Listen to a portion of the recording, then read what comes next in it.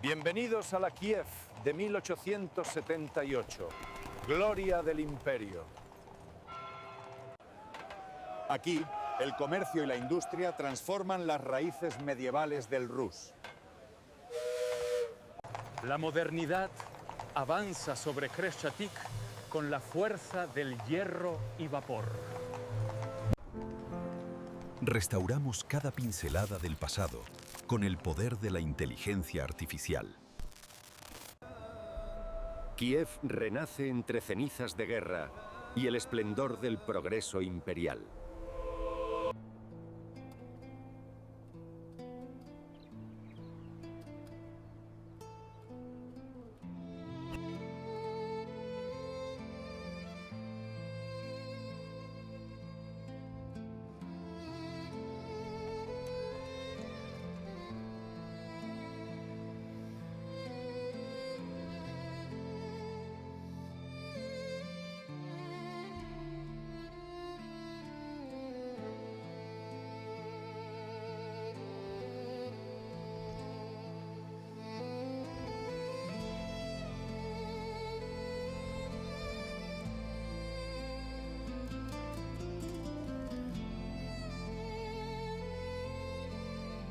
En la década de 1870, Kiev se había convertido en una de las ciudades más importantes del Imperio ruso en la región oeste, una metrópolis antigua erigida sobre colinas que dominaban el río Dniepre, moldeada por siglos de fe, comercio y una tensión silenciosa entre identidades que allí coexistían durante generaciones. En pocos años, la ciudad experimentaría transformaciones profundas, impulsada por la llegada del ferrocarril y por la industrialización que avanzaba desde el corazón del imperio. En este video, utilizo herramientas modernas de inteligencia artificial para dar vida a pinturas históricas, mapas y grabados, alterando perspectivas, cambiando ángulos de cámara y moviéndome a través de esas escenas de maneras que sus artistas originales jamás podrían imaginar. El objetivo no es solo mirar al pasado, sino adentrarse en él, moverse por la Kiev de antaño e imaginar lo que podría haber sido sentirse allí, desde los tiempos del Rus de Kiev hasta los años del dominio imperial ruso. Y si se queda hasta el final, compararemos esos mismos lugares con la apariencia que tienen hoy, para ver lo que el tiempo ha cambiado y lo que aún permanece. Antes de poner los pies en la Kiev del siglo XIX, es útil entender cómo comenzó esta historia. Esta región, a orillas del Dniepre, fue habitada por miles de años, pero fue en el siglo IX cuando comerciantes y guerreros venidos de Escandinavia, conocidos como varegos, establecieron aquí un puesto comercial que florecería como capital de un vasto estado medieval. El Rus de Kiev, como se conoció, conectaba el mar Báltico al mar Negro, a través de una ruta fluvial que transportaba pieles, miel, cera y esclavos a cambio de sedas, especias y oro bizantino. Kiev ocupaba una posición privilegiada en esa ruta y hacia finales del siglo X, el príncipe Vladimir convirtió a su pueblo al cristianismo ortodoxo, estableciendo lazos espirituales y culturales con Constantinopla que perdurarían por siglos. Esta imagen muestra la Catedral de Santa Sofía, erigida a principios del siglo XI bajo el reinado de Yaroslav el Sabio. Diseñada para rivalizar con la Hagia Sofia de Constantinopla, la catedral simbolizaba la nueva Constantinopla, capital de un principado cristiano, creado en una región evangelizada después del bautismo de San Vladimir. El edificio que vemos hoy conserva en su núcleo la estructura original del período medieval. Aunque las cúpulas doradas y verdes que definen su silueta actual son resultado de reconstrucciones en los siglos XVII y XVIII, cuando el estilo barroco ucraniano transformó su apariencia exterior. En el interior, mosaicos y frescos del siglo XI aún adornan las paredes, incluyendo la imagen monumental de la Virgen orante con los brazos alzados en oración eterna. A pocos kilómetros al sur del centro antiguo, sobre una meseta que domina la margen derecha del Dniepre, se alza el Kiev Pechersk Lavra, el monasterio de las cuevas. Fundado en el siglo XI por monjes que excavaron celdas y capillas en las laderas arcillosas de la colina, el complejo se convirtió a lo largo de los siglos en uno de los centros más importantes de la cristiandad ortodoxa en el este europeo. En la década de 1870, el monasterio atraía peregrinos de todo el imperio ruso, que venían a venerar las reliquias de los santos sepultados en los laberintos subterráneos, que se extienden por más de 600 metros.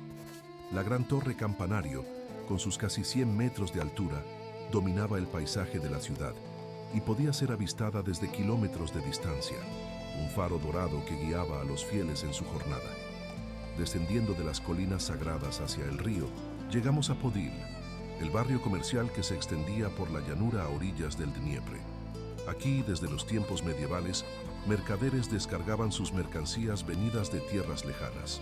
En la Kiev de 1878, Podil mantenía su vocación comercial, con almacenes, talleres de artesanos y una población diversa que incluía ucranianos, rusos, polacos y una significativa comunidad judía. Las regulaciones imperiales de 1861 habían permitido que ciertas categorías de judíos se establecieran legalmente en la ciudad, y Podil se convirtió en uno de sus principales centros de residencia. Sinagogas, escuelas talmúdicas e instituciones de caridad florecían en las calles estrechas del barrio, aunque la pobreza afligía a gran parte de esa población. Este grabado muestra el río Dniepre visto desde las colinas de Kiev. Por siglos, el río sirvió como la gran arteria comercial que conectaba la ciudad al mundo, la célebre ruta de los varegos a los griegos que había fundado la prosperidad del Rus de Kiev.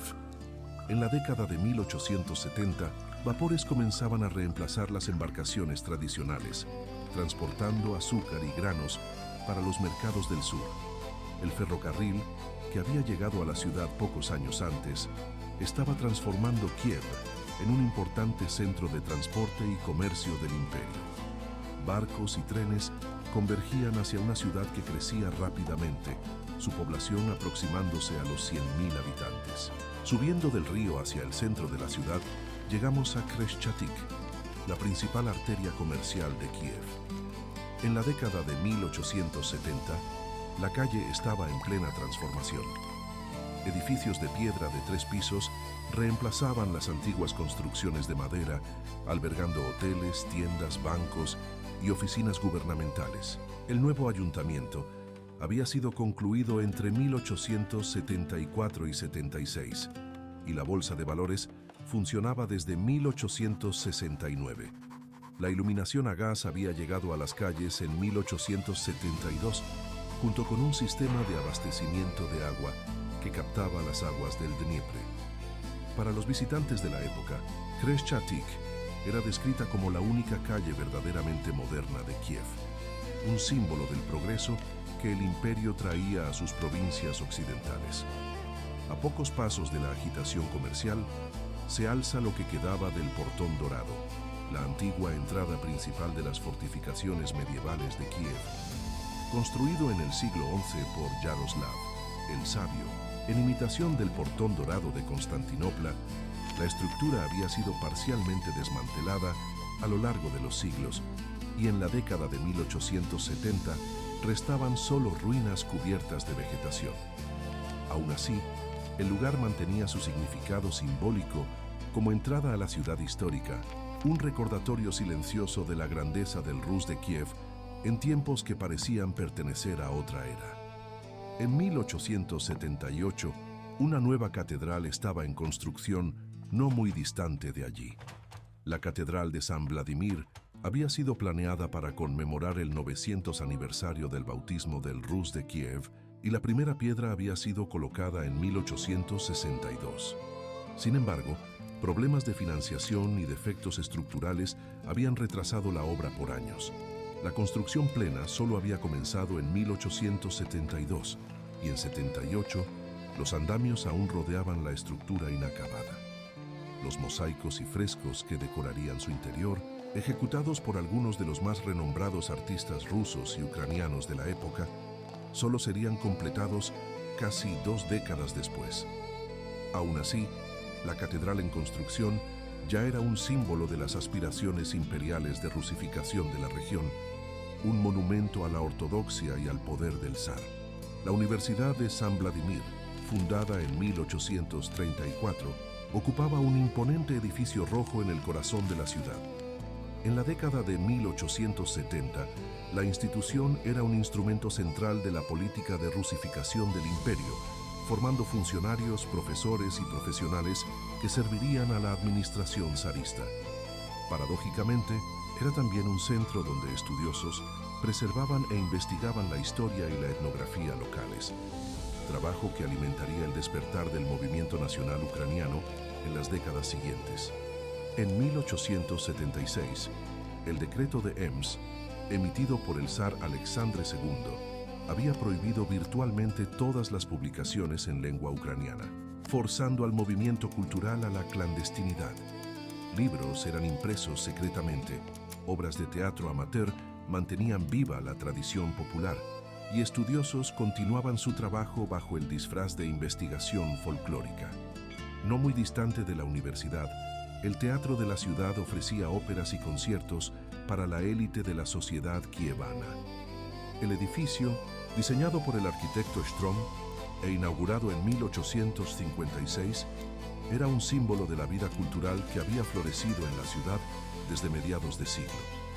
Aristócratas, oficiales militares, comerciantes prósperos y funcionarios del gobierno frecuentaban sus presentaciones, en una atmósfera que mezclaba pretensiones cosmopolitas con las tensiones políticas del periodo. En 1878, mientras la élite aplaudía óperas italianas y rusas, llegaban noticias del frente distante donde el ejército del zar luchaba contra el Imperio Otomano en los Balcanes.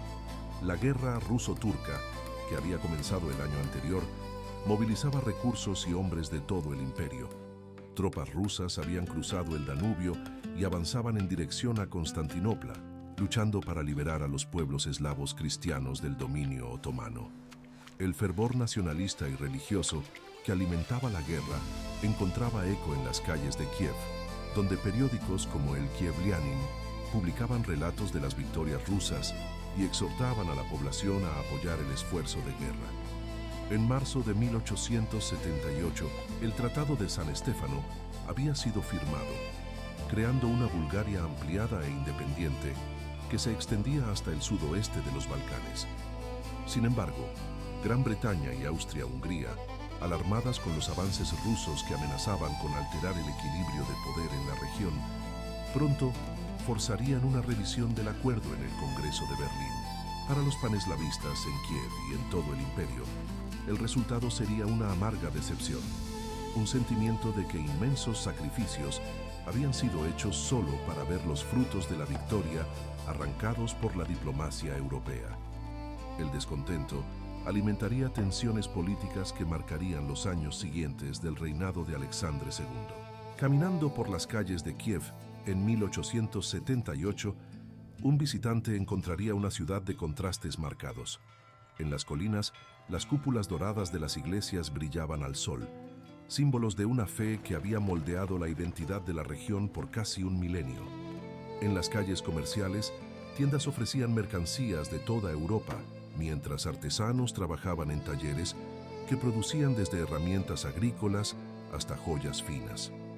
En los barrios más pobres, familias vivían en condiciones precarias, enfrentando la falta de saneamiento y los brotes periódicos de cólera que asolaban la ciudad. La modernidad llegaba de forma desigual, iluminando algunas avenidas con faroles de gas, mientras dejaba otras en la oscuridad medieval. El Palacio Mariinsky, erigido a mediados del siglo XVIII según el proyecto del célebre arquitecto Bartolomeo Rastrelli, servía como residencia oficial del gobernador general. El edificio barroco, situado en un parque con vista al Dniepre, era un símbolo del poder imperial en la región. Desde allí, administradores nombrados en San Petersburgo gobernaban las provincias ucranianas, implementando políticas que buscaban integrar a la población local al cuerpo mayor del imperio ruso. La rusificación no era solo una política lingüística o cultural, sino un proyecto integral que incluía la reorganización administrativa, la reforma educativa y el control de la Iglesia Ortodoxa, que había absorbido a los uniatas décadas antes. Imagine caminar por esas calles en aquel año de 1878. Las campanas de las iglesias marcaban las horas, llamando a los fieles a las oraciones matutinas y vespertinas. Carretas cargadas de mercancías disputaban espacio con peatones en las vías aún no pavimentadas. El olor a pan fresco se mezclaba con el olor menos agradable de las alcantarillas a cielo abierto. Vendedores ambulantes ofrecían frutas, verduras y pescados traídos de las aldeas cercanas. Soldados en uniformes relucientes se cruzaban con campesinos en trajes tradicionales. Era una ciudad en transición, suspendida entre un pasado glorioso que se remontaba a los tiempos medievales y un futuro incierto que la industrialización prometía y amenazaba en igual medida. La iglesia de San André, una joya del barroco erigida en el siglo XVIII, según el proyecto de Rastrelli, dominaba una colina empinada que descendía hacia Podil. La estructura azul y blanca, con su única cúpula dorada, parecía flotar sobre el paisaje urbano, visible desde muchos puntos de la ciudad. La iglesia había sido construida por orden de la emperatriz Elisabetta, hija de Pedro el Grande, quien había visitado Kiev y había quedado encantada con la vista del Dniepre desde aquella colina. Según la tradición, el apóstol André había visitado las colinas del Dniepre en los primeros años de la era cristiana, profetizando que una gran ciudad surgiría allí. La iglesia que llevaba su nombre marcaba el lugar donde, según la leyenda, él había clavado una cruz. Para los peregrinos que llegaban a Kiev, la subida empinada hasta el templo era tanto un ejercicio de devoción como una oportunidad de contemplar la vastedad del río y de las llanuras que se extendían hasta el horizonte oriental, tierras que habían sido testigos del paso de incontables pueblos a lo largo de los milenios. La bajada de André, la calle sinuosa que conectaba la iglesia con el barrio de Podil, era conocida por sus tiendas de antigüedades y talleres de artistas. En la década de 1870, la calle ya atraía a aquellos interesados en la cultura popular ucraniana, en los bordados tradicionales, en las cerámicas pintadas y en los iconos religiosos que artesanos locales producían siguiendo técnicas transmitidas por generaciones. Era un lugar donde el pasado parecía resistir las presiones de la modernización, donde las tradiciones locales encontraban compradores entre coleccionistas y estudiosos que buscaban preservar fragmentos de una cultura que las políticas imperiales amenazaban con borrar. Volviendo al centro de la ciudad, pasamos por el monasterio de San Miguel de las Cúpulas Doradas, cuyos orígenes se remontaban a principios del siglo XII. El complejo había sido reconstruido y ampliado a lo largo de los siglos, y sus cúpulas doradas rivalizaban con las de Santa Sofía en esplendor. En la década de 1870, el monasterio mantenía su función religiosa, pero también albergaba tesoros artísticos que atraían a estudiosos y visitantes interesados en la herencia cultural del Rus de Kiev. Los mosaicos medievales que adornaban la Catedral de la Dormición eran considerados obras maestras del arte bizantino, evidencias tangibles de una civilización que había florecido siglos antes de que Moscú emergiera como centro de poder. Sabiendo lo que sabemos ahora, es extraño pensar cómo la grandeza del Rus de Kiev parecía tan distante para los habitantes de la ciudad en 1878. 6 siglos habían pasado desde que los mongoles devastaron Kiev en 1240, reduciendo la población a una fracción de lo que había sido e iniciando un largo periodo de declive. La ciudad había pasado de mano en mano entre lituanos, polacos y rusos, cada soberano dejando su marca en el paisaje urbano. Ahora, bajo el dominio del zar, Kiev resurgía como un centro regional importante, aunque las glorias medievales permanecían más como memoria que como realidad viva. Ahora, quiero traerlo al presente y mostrar cómo estos lugares aparecen hoy. Gracias por estar aquí. Y si tiene sugerencias o pedidos para futuras ciudades, compártalos en los comentarios. Vamos a ver lo que el tiempo ha preservado y lo que ha transformado. La Catedral de Santa Sofía permanece en el corazón de Kiev, hoy reconocida como Patrimonio Mundial por la UNESCO. Sus cúpulas verdes y doradas aún dominan el paisaje del centro histórico, y los mosaicos del siglo XI continúan fascinando a visitantes de todo el mundo. El complejo incluye el campanario barroco y otros edificios monásticos que han sido preservados como museo desde los tiempos soviéticos. En tiempos recientes, la catedral se ha convertido en símbolo de la identidad nacional ucraniana, un testimonio de una civilización que floreció siglos antes de las disputas modernas sobre fronteras y soberanía. El Kiev-Pechersk Lavra continúa como uno de los lugares de peregrinación más importantes del cristianismo ortodoxo. Las cuevas donde monjes fueron sepultados hace casi 1000 años aún pueden ser visitadas, y los cuerpos naturalmente momificados de los santos permanecen en sus santuarios subterráneos. La gran torre campanario sobrevivió a guerras y revoluciones, y el complejo en su conjunto fue designado Patrimonio Mundial junto con Santa Sofía. Cambios recientes en la jurisdicción eclesiástica reflejan las tensiones políticas que continúan moldeando la región, pero el significado espiritual del lugar permanece intacto para los fieles. La Khreshchatyk que conocemos hoy es radicalmente diferente de aquella de la década de 1870. Durante la Segunda Guerra Mundial, tropas soviéticas en retirada destruyeron deliberadamente casi todos los edificios de la calle. La reconstrucción en el estilo neoclásico estalinista creó la avenida ancha y arbolada que hoy sirve como escenario para celebraciones nacionales y protestas políticas.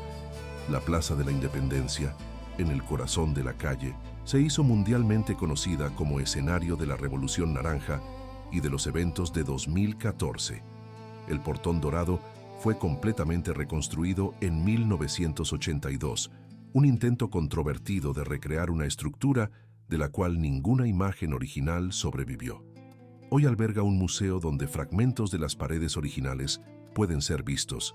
La Catedral de San Vladimir, cuya construcción presenciamos inacabada en 1878, fue finalmente consagrada en 1896, en presencia de la familia imperial rusa.